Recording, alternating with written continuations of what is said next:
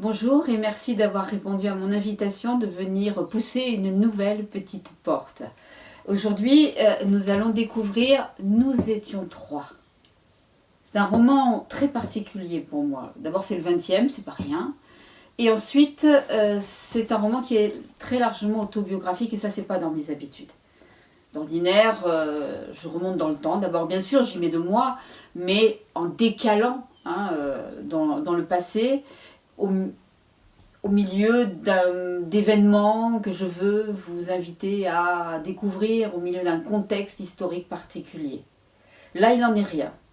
C'est véritablement, dans ce livre, ce que moi-même j'ai vécu. Enfin, moi et mes camarades avons vécu. Ça s'appelle Nous étions trois. Et pour tout dire, nous étions trois, nous étions quatre. C'est comme les mousquetaires d'Alexandre Dumas. Il y a les trois plus d'Artagnan. Trois quoi? Eh bien, trois pionnières du journalisme sportif. Je ne pensais pas qu'un jour ça intéresserait quelqu'un en toute honnêteté et j'imaginais pas écrire ce que j'avais vécu. Jusqu'à ce que ces dernières années, je trouve que les choses aient tellement peu évolué. D'abord dans le journalisme sportif bien sûr, mais même globalement pour les jeunes filles qui sont aujourd'hui en collège, en lycée, je trouve que leur monde se rétrécit beaucoup, leurs conditions est sans arrêt remise en question. Il y a une pression énorme sur ces gamines et ça m'inquiétait énormément. J'en avais discuté avec une autre des trois, Clarence Rodriguez, qui faisait également le football à la radio quand j'y étais en même temps que Marianne Macot. Et on était tombé d'accord là-dessus, il faudrait qu'on raconte notre histoire. Mais là, il s'agissait de témoignages, pas d'un roman, pour vous montrer justement où on en était arrivé à ce moment-là, les libertés qu'on avait, les portes qu'on avait ouvertes, souvent à coups d'épaule, parce qu'on ne nous a pas forcément laissé entrer facilement, les obstacles qu'on avait vaincus, l'accueil, entre guillemets, qu'on avait reçu de la part de nos confrères, et justement montrer que 35 ans après, puisque c'était au milieu des années 80, 35 ans après, ça n'avait pas beaucoup évolué, que c'était pas normal. Nous lui en parlions à Marianne pour faire un livre de témoignages. Elle ne nous avait pas répondu, c'était normal, puisqu'en fait, en septembre 2018, Marianne nous a quittés. À partir de là, il était impossible d'écrire ce livre de témoignages. Sans Marianne, ça n'avait plus aucun sens.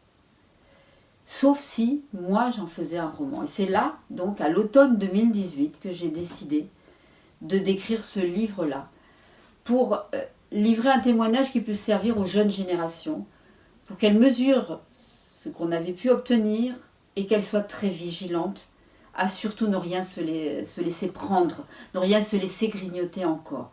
Voilà la genèse de ce roman-là, et voilà pourquoi, pour une fois, j'ai transgressé ce que j'avais décidé jusqu'ici, c'est-à-dire de ne pas me mettre en première ligne, mais bien de laisser parler des gens du passé et des événements passés. Là, je suis revenue dans les années 80, dans ma propre jeunesse, quand après l'école supérieure de journalisme de Lille, je suis entrée donc à la radio. Alors, dans la vraie vie, c'était France Inter, puis ensuite je suis passée à Europe 1. J'ai mélangé ça, j'en ai fait une seule radio, et je raconte donc comment nous y avons été accueillis, les trois qui étaient au service des sports, et les trois, il y en avait une qui différait, voilà pourquoi nous étions quatre en tout, les trois qui faisions le multiplex de football, c'est-à-dire la chasse gardée de ces messieurs. Moi, non seulement je faisais le multiplex de football, mais je faisais aussi, vous voyez, j'ai encore toutes mes laissés-passer, je faisais aussi le Tour de France sur la moto, autre chasse gardée. Je suis allée jusqu'en 92, jusqu'aux Jeux Olympiques à Barcelone avant de passer à autre chose. Mais donc, pendant plusieurs années, j'ai été, et mes camarades ont été, les premières journalistes sportives dans le milieu de la radio nationale et à couvrir tous les sports, y compris ceux qui étaient jusqu'ici réservés aux hommes. Et voilà ce que j'ai raconté donc dans Nous étions trois. Je vais vous lire comme j'ai l'habitude de le faire, le premier chapitre. Alors ce premier chapitre se passe justement au moment où j'ai décidé d'écrire ce livre, c'est-à-dire en 2018. Et après le décès de Marianne, arrive l'autre élément déclencheur qui fait que je l'ai en fait écrit beaucoup plus vite que je ne le pensais. Donc nous partons en 2018, c'est pas très longtemps en arrière, donc vous allez tout reconnaître et vous allez aussi reconnaître qui était Lise, forcément.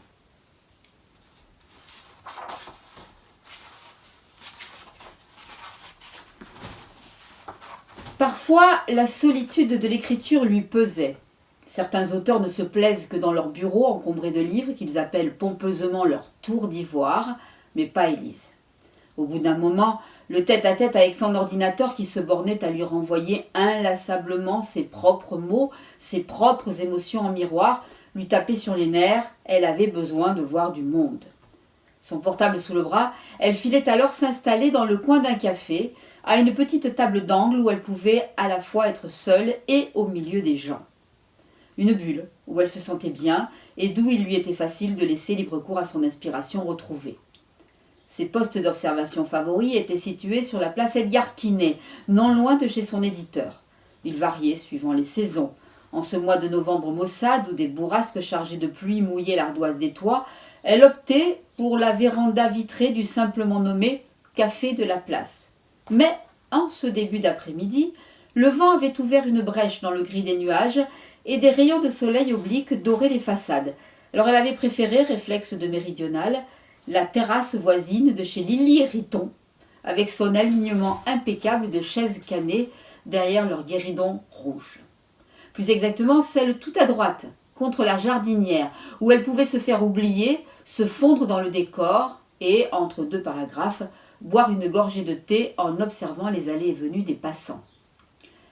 Il y avait ceux qui couraient prendre leur train à la gare Montparnasse, toute proche, tirant après eux leurs valises à roulettes qui cahotaient sur le pavé inégal, le visage crispé, égrenant intérieurement le compte à rebours impitoyable qui menaçait de les laisser sur le quai, et ceux qui en arrivaient, reconnaissables à leurs pas plus tranquilles, le regard scrutant le trottoir pour éviter d'une main habile les trous et les crottes de chien. Dans un sens comme dans l'autre, ils étaient concentrés sur leur destination, indifférents aux habitants du quartier qui vaquaient sur la place, étape ou point de rendez-vous familier de leur simple quotidien. Deux mondes qui se croisaient sans se voir. Deux univers occupant le même espace-temps qui s'interpénétraient, chaque atome de l'un occupant les espaces vides de l'autre. C'était fascinant. De sa terrasse, seul point fixe du secteur, Élise les regardait évoluer, se frôlant sans jamais se heurter, captivée. De derrière sa tasse fumante, elle suivait des yeux leur manège routinier. Elle leur inventait des rencontres improbables, des conversations, des coups de foudre, des disputes et des réconciliations qu'on retrouvait parfois dans ses romans, mais elle était la seule à le savoir. Parmi les figures habituelles du lieu, sa préférée était une vieille dame distinguée, avec son col en renard et son petit chapeau noir sur son chignon blanc qui trottinait à petits pas. Elle se promenait toujours avec un chariot de course en toile cirée rouge à pois blancs, acheté sans doute dans un bazar voisin, qui jurait avec sa mise d'une élégance surannée. Élise se demandait ce qu'elle pouvait bien trimballer ainsi tous les jours, menue comme elle l'était, elle qui ne mangeait sans doute pas plus qu'un oiseau. Il y avait aussi la maman fatiguée de jumeaux insupportables qui lui échappaient régulièrement, prenant un malin plaisir à s'enfuir en courant dans des directions opposées. Le facteur, qui slalomait avec son vélo jaune autour des piquets métalliques bordant le trottoir quand il pensait que personne ne le voyait, était sacrément agile, un vrai acrobate. Ou encore le quadragénaire qui revenait tous les soirs du pressing avec 3 costumes nettoyés dans des housses pliées sur l'avant-bras. Mais que diantre faisait-il de tant de vêtements?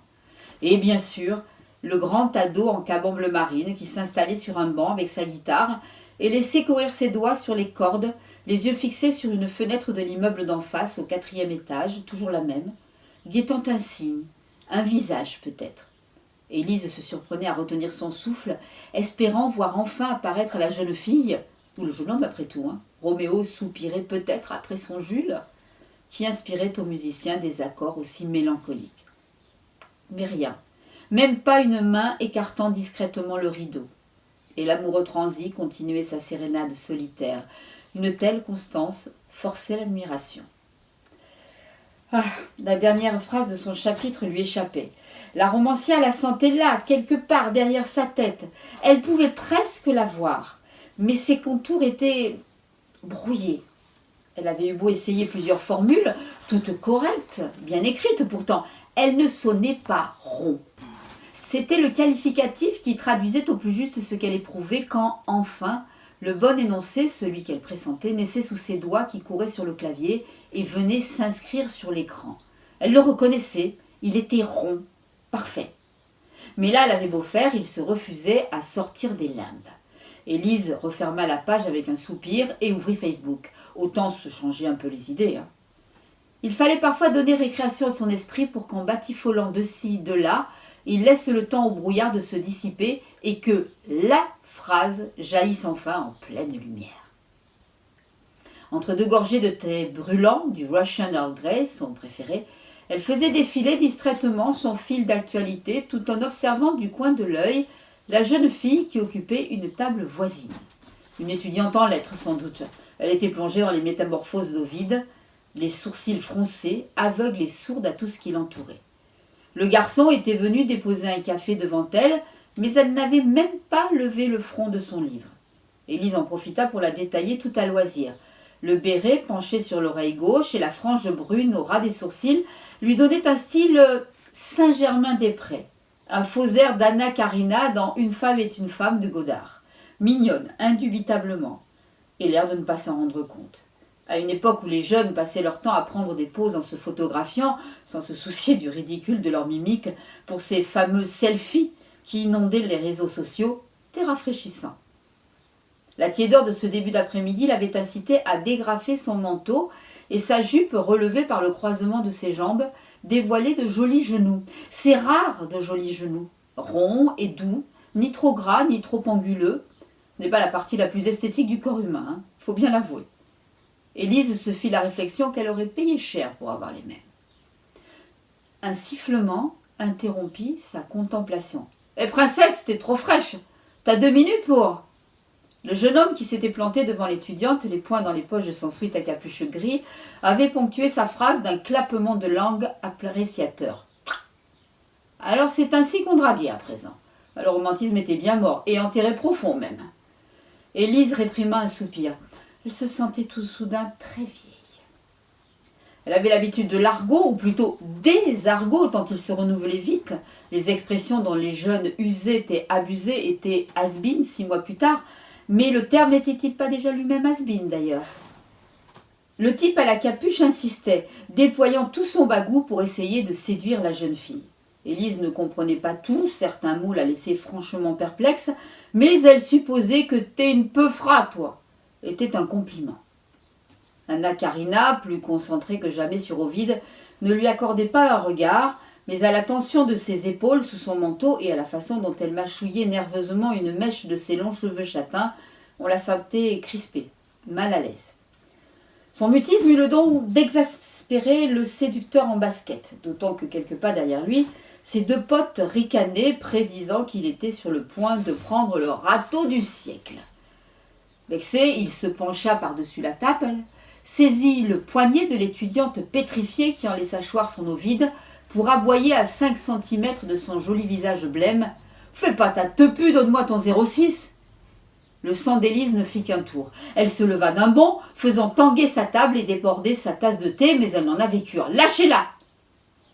Le garçon tourna vers elle un visage stupéfait. Il n'avait rien d'un caïd de banlieue. Il fréquentait peut-être même la même fac que la jeune fille. Il n'était pas vilain en plus, des traits réguliers, des yeux clairs, verts peut-être. Pourquoi se comportait-il comme un gougnafier? Il dévisagea la quinquagénaire aux courts cheveux au reflet auburn comme si elle venait de se matérialiser là, à l'instant, sur le trottoir. Bien calée dans son coin de terrasse, planquée derrière son écran, elle avait échappé à son attention. Elle se demanda fugitivement si elle ne devait pas se sentir vexée d'être à ce point transparente aux yeux des jeunes. « Laisse béton la vioque !» gronda le sweat à capuche. Un rictus méprisant souleva sa lèvre supérieure, découvrant des dents de loup.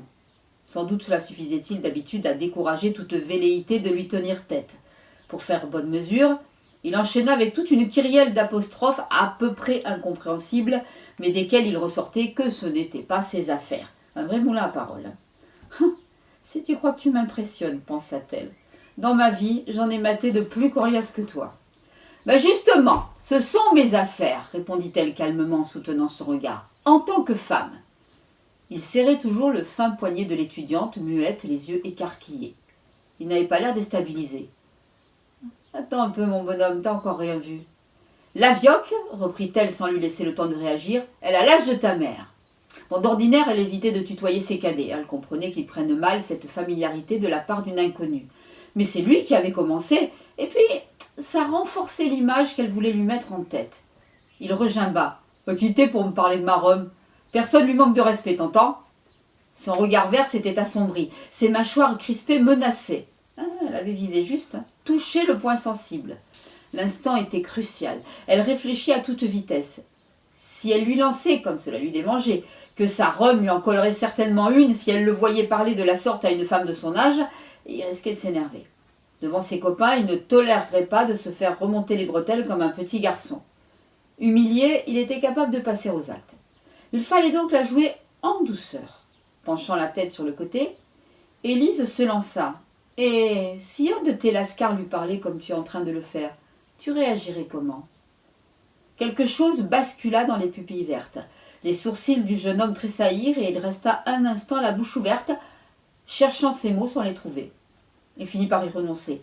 Le serveur, alerté par les éclats de bois, venait enfin d'apparaître à l'autre bout de la terrasse. Lâchant le poignet de l'étudiante tétanisée, le sweat à capuche tourna les talons en maugréant à l'adresse de ses potes. « Oh, ça me saoule, hein, on s'arrache !» Son ton n'admettait pas de réplique. Ses deux acolytes rengainèrent leur sarcasme et le suivirent en direction de la rue de l'Ambre. Élise laissa échapper un soupir de soulagement et se détendit. Mine de rien, cette passe d'armes l'avait stressée. Ça devait se voir puisque le garçon s'approcha et lui demanda si tout allait bien. Elle le rassura d'un sourire et recommanda un Russian Earl Grey. Elle était d'accord avec les Anglais, un bon thé était le remède à tout. Puis elle se retourna vers l'étudiante, toujours sous le choc. « Un autre café ? Ou mieux encore, un cognac. Vous êtes toute pâle. Une lichette d'alcool vous redonnera un peu de couleur. Hein. Il y a de quoi être bouleversé, être agressé de la sorte. Ils ne reviendront pas, rassurez-vous. » Anna Karina gardait les yeux baissés.